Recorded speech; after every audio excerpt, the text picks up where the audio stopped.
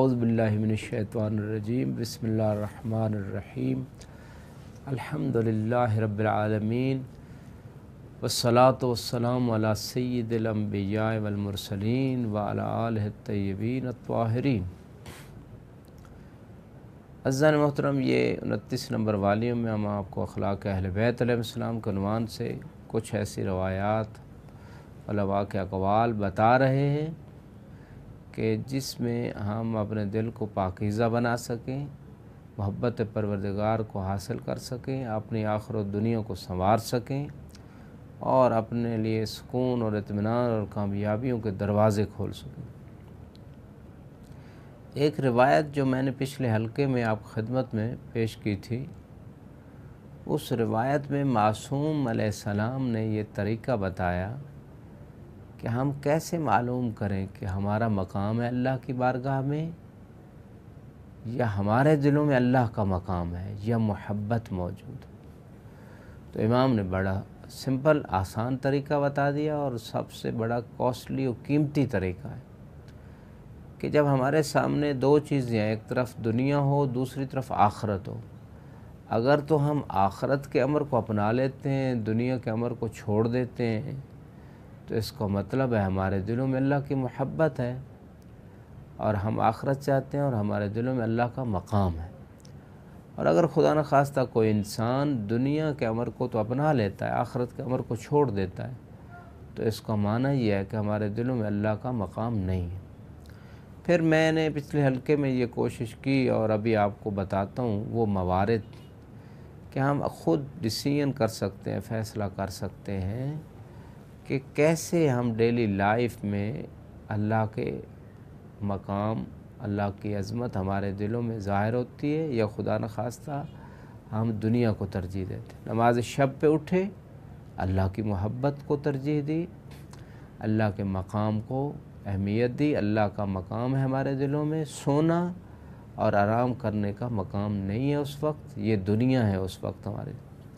نماز کے اول ٹائم پہ اٹھنا، کیونکہ طلوع فجر صادق، اذان کے صبح سے لے کر سورج نکلنے تک کا وقت جو ہے،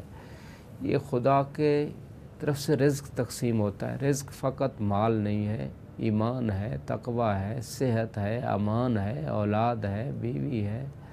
بہت ساری چیزیں رزق ہیں۔ تو یہ اس وقت تقسیم ہوتا ہے، جو آدمی خدا کا ذکر اور طاعت مشغول رہتا ہے اس کے رزق میں اضافہ ہوتا چلا جاتا ہے، اور جو شخص ایسا نہیں کرتا تو اس کے رزق میں کمی ہونا شروع ہو جاتی۔ ممکن ہے مال میں اضافہ ہوتا جائے لیکن اس کے ایمان میں کمی ہوتی جائے، اس کے سکون میں کمی ہوتی جائے۔ تو یہ مختلف چیزیں ہمیں انشاءاللہ ان کی طرف توجہ کرنا چاہیے۔ تو یہ دوسرا مرحلہ ہے۔ اس کے بعد جو ہے پھر انسان جب کھانا کھائے، ناشتہ کرے، تو یہ دیکھے کہ یہ حلال طریقے سے میں نے کما کے اپنے سامنے رکھوایا ہے یا حرام طریقے سے۔ اگر تو وہ حلال طریقے سے تو اللہ کا شکر ادا کرے کھانا کھانے کے بعد۔ یہ اس کا مطلب ہے ایک طرف دنیا تھی حرام رزق، دوسری طرف آخرت تھی حلال رزق، تو اس نے حلال رزق کو ترجیح دی۔ سارا دن جب کام کیا، بزنس کیا، سروس کی، تو اس میں کوئی جھوٹ بول کے چیز نہیں بیچی، دھوکہ دے کے، ملاوٹ کر کے نہیں فروخت کی، کوئی فریب نہیں کیا کسی کی، کوئی چیز غصب نہیں کی، چوری نہیں کی۔ سروس اگر کی ہے تو اس میں دیانتداری سے کام کیا ہے، اس میں کام چوری نہیں کی، اس میں خیانت نہیں کی۔ یہ بندہ جو ہے ایک طرف اس کے لیے دنیا بھی تھی، دوسری طرف اس کے لیے آخرت تھی، تو ایسے بندے نے آخرت کو اپنا لیا۔ تو اس کا معنی یہ ہے کہ یہ شخص اللہ سے محبت رکھتا ہے، آخرت چاہتا ہے اور دنیا کو اہمیت نہیں دیتا ہے۔ پھر دوپہر کا ٹائم ہوگا اور نماز کا وقت ہوا، اول وقت میں نماز پڑھی،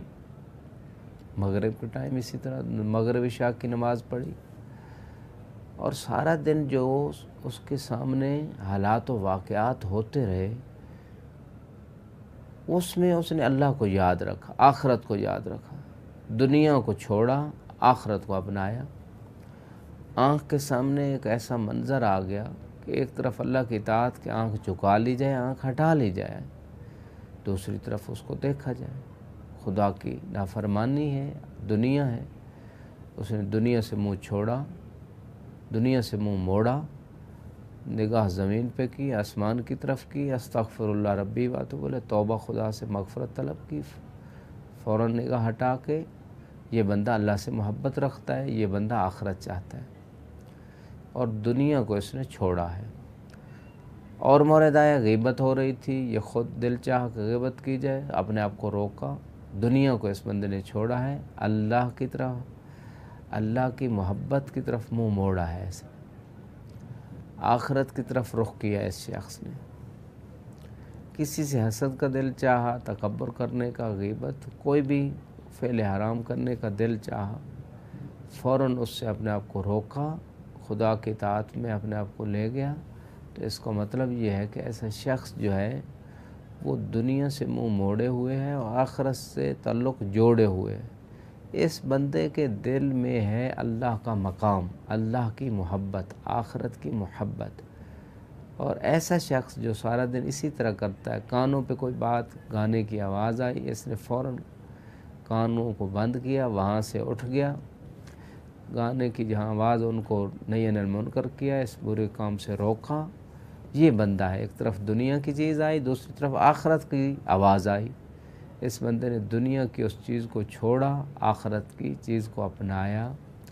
یہ ہے آخرت کا بندہ، یہ ہے اللہ کا بندہ، یہ ہے اللہ کا حوبدار، اس کے دل میں اللہ کے، یہ امام علیہ السلام نے ایک قاعدہ کلیہ بتا دیا۔ اسی طرح ایک مقام آیا کہ اسے سود پہ پرافٹ ہو رہا تھا، اس نے سود کو چھوڑا، تجارت میں پیسہ لگا دیا، رزق حلال کے ذریعے کام شروع کیا۔ یہ ایک ایسا بندہ ہے جس کے دل میں اللہ کا مقام ہے، اور حلال رزق سے باتیں قبول ہوتی ہیں، دعائیں قبول ہوتی ہیں، اعمال قبول ہوتے ہیں، آخرت میں بھی انسان کامیاب ہوتا ہے۔ اسی طرح ایک اور مرحلہ آیا اس کے زندگی میں کہ ایک طرف وہ سسٹم ہے، کو ایجوکیشن سسٹم، دوسری طرف ہے ایسا ادارہ ہے جو دنیا کا علم بھی دیتا ہے، دین کا علم بھی ساتھ ساتھ سکھاتا ہے۔ تو اس بندے نے اس کو ایجوکیشن سسٹم جس میں گمراہی ہے، بے دینی ہے، اس کو چھوڑ دیا، اور ایسے ادارے کو جوائن کیا کہ جس میں دینداری ہے، جس میں دین و دنیا کا علم ملتا ہے۔ یہ شخص اللہ سے محبت رکھتا ہے، آخرت کو ترجیح دیتا ہے۔